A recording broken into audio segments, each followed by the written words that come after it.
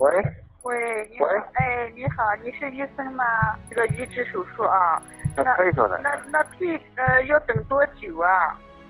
以后1个礼拜左右就可以做了。还有没有这种列举的法律？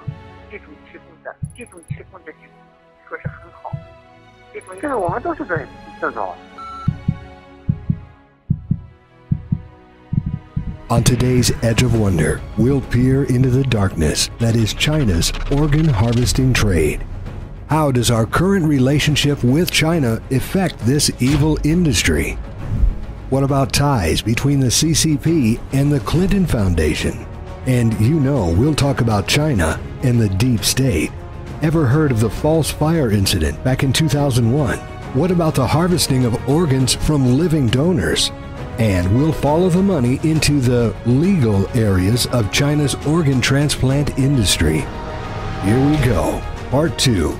Organ harvesting collusion. Only on the Edge of Wonder. Welcome to Edge of Wonder for our part 2 of exposing China's organ harvesting. In our first episode, we set the stage for you all by explaining exactly what happened during the Tiananmen Square massacre in China. We also explained how Jiang Zemin rose to power to become the most ruthless leader after Mao by carrying out Deng Xiaoping's order to send in the military and tanks to wipe out the protesters. We also covered the spiritual practice of Falun Dafa or Falun Gong, how the Chinese Communist Party initially promoted it, and how over 100 million people picked up the spiritual practice inside China by 1999. Swept with jealousy over Falun Gong's rapidly growing popularity, Jiang launched the most hateful persecution to date on July 20th, 1999, affecting over 100 million Chinese people, not even including family members. Now, underground Christians, minority, and ethnic groups are also being persecuted. So if you haven't seen our part 1 of organ harvesting, we would highly recommend you do that before going on to this one. Because like we said, this sets the stage. So we last left off at the start of the persecution and how the Chinese Communist Party jailed Falun Gong practitioners, tortured them, forced employers to fire them, and stole their bank accounts. The Chinese police arrested anyone who practiced, no matter their age. Before we start talking directly about why and how China became the country facilitating the most organ transplants, let's talk about the deal that gave them control over the global economy. Bill Clinton's approval for China to enter the World Trade Organization. On the surface, it seemed noble. Allow China to trade with the West and hopefully assimilate to the Western society, becoming more democratic and free. Yeah, it sounds nice. President Clinton at the time even talked about how it would bring in more jobs to the American people. But we all know that for sure did not happen. And instead, China took over the global markets, and the Chinese government's control over its people's speech and knowledge grew as they put more internet censorship in place. China lowered their costs so much that companies decided to completely move their businesses to China, closing down their factories in the US. As companies moved east, this led to a huge job loss in the US. China also bribed other countries to ensure that only their imports would come from China. Soon, no country could compete with them. Bill Clinton even said in his speech, to crack down on people for their religious views or their political expression or because they want to be in an association like the Falun Gong. I don't think that's right. The leaders of China are not foolish people, they're intelligent people. They know if they open these markets, they know if you go in there and everybody gets connected to the internet, that change is coming more rapidly in ways that you cannot control, and people will be able to define their future independent of the government's ability to control it more than ever before. And we cannot let our disagreements with government policy get in the way of our interest in a long-term partnership with the most populous country on earth. Clinton goes on to say that having the Chinese connect with the free world will bring new changes for China that will better China, and even says, quote, and people will be able to define their future independent of the government's ability to control it more than ever before. Now, this all sounds good on the surface, right? But it doesn't stop here. According to an official report from the US National Security in 1999, China stole design information on the US's most advanced thermonuclear weapons while Clinton was still in office. But if you look at this a little bit more closely, did they steal it, or was it given to them? According to the Washington Examiner, in order to please a Democratic donor who was the CEO of Laurel and Hughes Electronics, Clinton looked the other way while it sold a satellite to China. But this company, which was eventually sold to Lockheed Martin, went to advise China without telling our government first. I mean, isn't this treason? And according to the reports, also helped China improve their long-range rockets. He also gave them a lot more critical technical knowledge. Now, this intel should have never been shared with China. Also, author Matthew Vadum of CapitalResearch.org writes, quote, "The Clinton administration accepted millions of dollars from the military and intelligence services of at least one hostile foreign power. All of this was done in exchange for illegal campaign contributions from a massive totalitarian country determined to eclipse the US as a world superpower." Of course, this foreign power was China. And who was leading China? None other than Jiang Zemin. There he is. Whether knowingly or unknowingly, Clinton was doing business with someone who would, we literally call Satan in like a human form, although most of these deep state people may not be far from that either. Author David Horowitz writes in his book, The Black Book of the American Left, Volume 7, one of the key technological breaks China received without having to spy to get it was the deliverance of supercomputers once banned from export for security reasons. So along with military weapons, China was receiving many supercomputers, which at this time was being used solely for the military. So why was Clinton allowing China to get this tech? What did he think they were using it for? Curing cancer? According to the Washington Examiner, this was an elaborate money-making scheme that went to the highest levels of the US government, coming back to communist China. China funded billions of dollars to the Clinton Foundation through a few different Chinese businessmen. However, when the trial started, most of the individuals involved refused questioning, pleaded the fifth, or fled the country. And I'm sure there was a few suicides as well, but... Well, during this time, while Bill Clinton was still president, he was never officially charged with this crime. However, now it makes more sense why the Republicans went after him during the Monica Lewinsky trial. But we'll come back to the Clintons and show how deep their connections go soon. So what happened to China as it entered the global market? Well, instead of the Chinese gaining more freedom, they lost more freedom.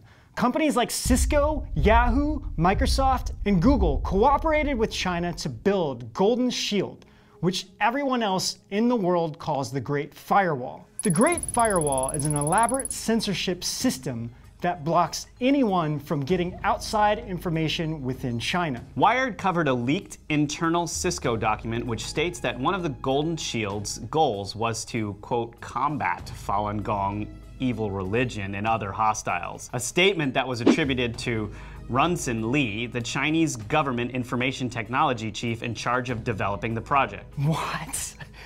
It can't be more explicit than that. There was a conscious effort from the CCP to hide their tracks and the evil acts they enacted on Falun Gong practitioners. On a larger scale, this seems to have been a deep state plot all along. First, subvert America by weakening their economy. Second, create political and technological systems that benefited the corrupt leaders of China and the global elites.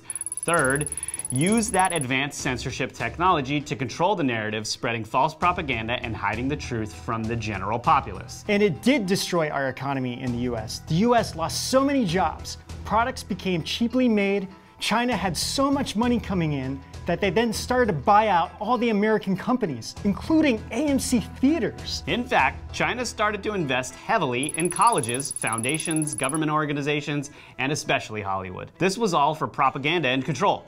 For example, with something like organ harvesting, if someone from one of these institutes started calling China out, they would threaten to pull out all of their funding. See how it all works? China produced so many products due to their slave labor prison camp system. They oversaw thousands upon thousands of prisoners, making exported products that cost nothing to the Chinese businessmen affiliated with the CCP and the military. If someone overseas would have a change of heart, they would either be bought out, bribed, or blackmailed. Chinese companies stole patents, sensitive info, blueprints, and even brand names, and this is all backed up. This is not just us saying this. There's even a company that makes leather products in China called iPhone, which was sued by Apple But since all this happened in China, Apple actually lost the lawsuit. This happens to almost every company in China. The CCP will also steal sensitive information with cyber attacks, whether a company is inside of China or outside of China.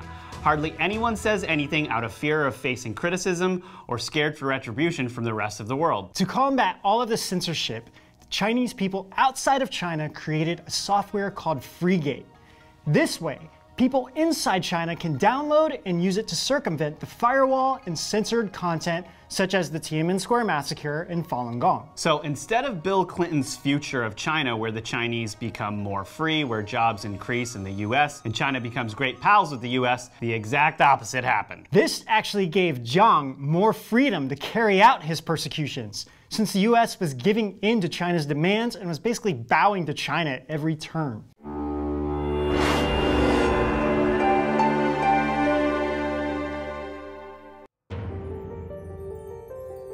Knowing that he had more freedom now that the US was off his back, he pressed even harder for the persecution of Falun Gong. But because his plan to completely destroy it in 3 months failed miserably, he had to think of another way to vilify Falun Gong and its practitioners. On January 23, 2001, the Chinese government orchestrated a stunt where 5 people set themselves on fire in Tiananmen Square in Beijing. They were claiming to be Falun Gong practitioners. It is known as the self-immolation hoax. Even if you just look at the footage once, you'll notice so many inconsistencies and contradictions that just don't add up. Yeah, I mean, before it even began, cameras were already set up from multiple angles, fire trucks were on standby, and media personnel who just happened to be in the area, and there was also a massive state-controlled blitz afterwards. Yeah, when watching the footage, you can see a woman trying to help the so-called practitioners get hit on the head with a police baton.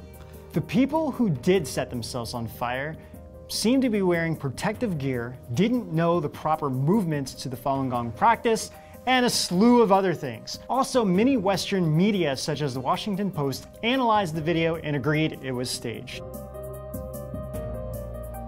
Soon Jiang realized that he had all of these healthy people inside all of these prison sites who were being tortured to death or used for forced labor. But how could the Chinese Communist Party further profit from these people? Knowing China never had an organ donation system in their country, he realized by doing organ transplants, the CCP and the military could save so much money coming in that they could almost control every aspect of the world markets. Just like the Soviet Union's gulags and Hitler's Gestapo, Jiang and his gang created the 610 office, specifically to control, monitor, and handle the Falun Gong persecution. It was created on June 10th, hence the name 610. He moved his most trusted officials to the highest ranks and placed them in charge of the 610 office.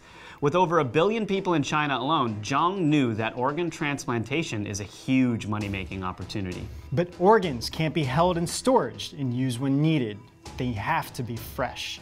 Soon, instead of beating and torturing people, they began leaving them alone but drawing their blood. This was actually to get what blood type they were. These people were living lab rats for the Chinese regime. When someone needed an organ, they would grab the person, take them to either a secret area of the hospital or an underground base. Doctors would then cut their organs out of them while they were alive. This way, the organs are fresh and they can carry them over to the rooms where the patients are. They would never say who the donor was, or if they did, they would just say it was a prisoner who was executed. Now, some of you might be thinking, this is too much. How can a regime be evil enough to do this, and how are they getting away with this? Aren't the recipients of these organs supposed to know who they're getting the organs from? It all comes down to money and control. Since the CCP and the military are the ones doing this, they don't need to answer to anyone. They just tell people that these were executed prisoners, and since it's the military, they keep no records. If the body is returned to the family, it was labeled as a suicide. Not to mention, if a person is in dire straits and really needs an organ to survive, they're gonna gloss over where that organ is coming from. I mean, it doesn't really take that much to put this together, how something like this could happen, right? Yeah, or they may just not want to know. Exactly. Now, there are many stories of doctors now coming out giving their testimonials of how they were forced to murder other Chinese people, mostly Falun Gong and Christians. The movie Human Harvest has many of these stories along with facts and evidence. Here's a part of the trailer with a doctor talking about his experience. 先摘的是心脏，然后再摘的是肾。当心脏的血管剪到一下，它就进行一阵抽搐，然后那个非常可怕的 When they cut through, blood still coming out. That is to say, blood still running. That means this person's still alive. So the question becomes, how has China become the #2 transplant country in the world? The place where every other country in the world gets its organs, not available to them. Where are these organs coming from? 也被不知道自杀了。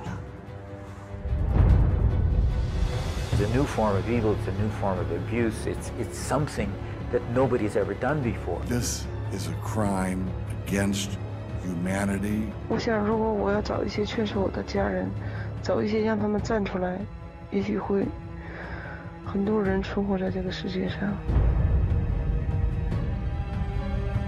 The government in China is doing a terrible thing, which is comparable to what the Nazis did.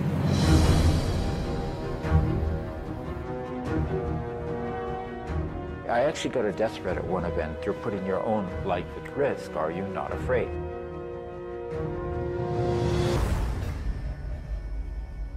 According to a detailed investigation from the Epoch Times, the CCP built hospitals, but these were not to cure the sick, but to facilitate mass murder run by the Chinese military. These hospitals existed for the sole purpose of performing organ transplants. According to the report, tens of thousands were killed just in the Tianjin First Central Hospital alone. So if you do the math, in this hospital that has 500 beds was built in 2006, and let's say that the average stay is 1 month, this comes out to over 70,000. And that's just for one hospital out of hundreds. But it doesn't stop just here. Many times an organ would fail or wouldn't work properly after the transplant. So for sure, up to more than one person would be killed just to find a compatible organ for one patient. So the number just from a single hospital alone could be well over hundreds of thousands. So it's possible that over 1 million Chinese people a year are being killed for their organs.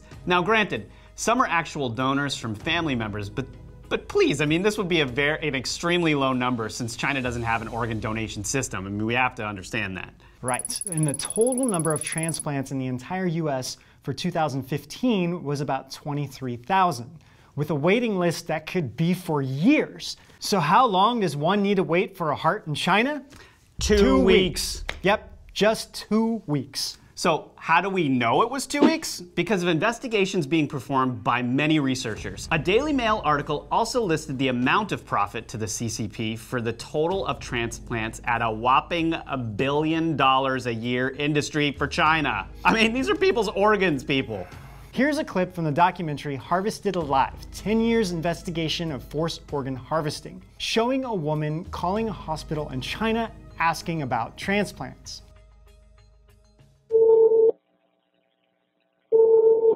怎么了，先生？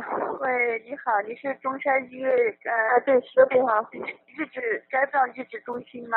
对，是的。我是要咨询一下。等一会儿啊，我再一下子，好吧？好。喂。喂，你好，哎，你好，你是医生吗？这个移植手术啊，可以做的。那要等多久啊？以后1个礼拜左右就可以做了。他有没有这种列这个法轮功的这种提供的就说是很好，这个我们都是这种。Also, according to a very thorough report from former Canadian Secretary of State David Kilgour and lawyer and human rights activist David Meadus, this is very much happening on this scale. They wrote a book called Bloody Harvest, and in it they did an extensive investigation, even posing as people needing transplants. What they found was staggering, with numerous testimonials from practitioners following people who went to China and received a transplant in just a few weeks, websites offering transplants with a focus on wait times, and so much more. However, there is some good news. After Xi Jinping took over as the leader of China, he launched his anti-corruption campaign and is slowly arresting people who have taken part in the persecution along with Jiang's faction. Before Jiang stepped down, he placed all of his own people in power. So whoever became president really didn't have full control, similar to what's going on with our own country. According to all of our research, the issue related to the China South Sea, the downfall of the Chinese economy, and the drug epidemic is all related to Jiang's faction. This is solely to make Xi look bad to the world's governments and to take back control. Xi's never been supportive of any of the persecutions, but he can't come out and say this. But he's arrested over 2 million officials in China, with Zhou Yongkang being one of the highest. This would literally be like President Trump arresting the head of the CIA, the FBI, and the entire military. So this is no small thing. All of these guys had their hands in the organ harvesting and were operating at the highest levels. But the only crimes that they were put on trial for were extortion, money laundering, and corruption.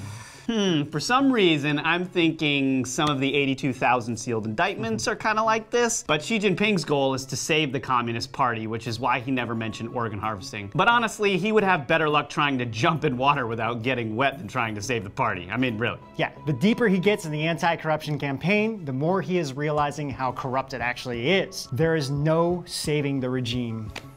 Also in the US, a resolution was finally passed by Congress in 2016 condemning this organ harvesting and acknowledging it is actually happening after 16 years of silence. I mean, 16 years? 16 years. However, there have been a few senators and representatives who are very active in stopping the persecution, such as Representative Dana Rohrabacher.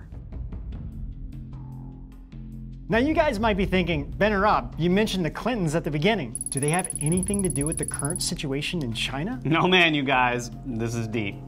We can't give too much away just yet because we're still going through all of our resources, our sources, and insider info, and even evidence found in the Podesta emails. This actually just doesn't end with the Chinese and its ties to the Clinton Foundation. Haiti seems to have some big connections to organ pillaging. But organ harvesting is just the beginning. With China's one-child policy, I mean, there is a never-ending supply of babies coming out of China for the deep state. I mean, this stuff is crazy. Oh, in Haiti? Haiti is like the voodoo capital of the world, right? Exactly. This is weird. But hold on, before we all dive deep into that one, we still need to compile the data and gather factual evidence, right?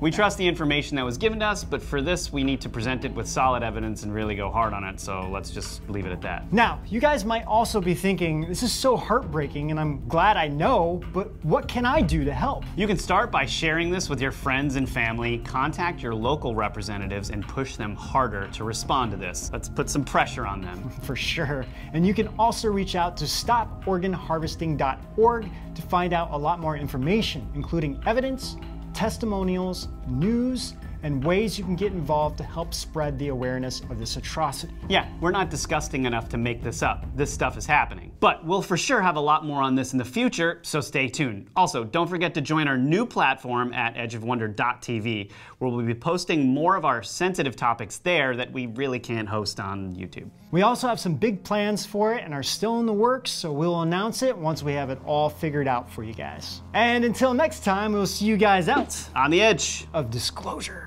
Hopefully. For some reason, I started thinking of like a campsite. Yeah, a campfire. You know, it's like, well, what am I saying? Yeah. Okay. Kumbaya, my love. It's funny. Okay. Not the same kind of campfire. Definitely not the same kind of campsites. That's definitely not it.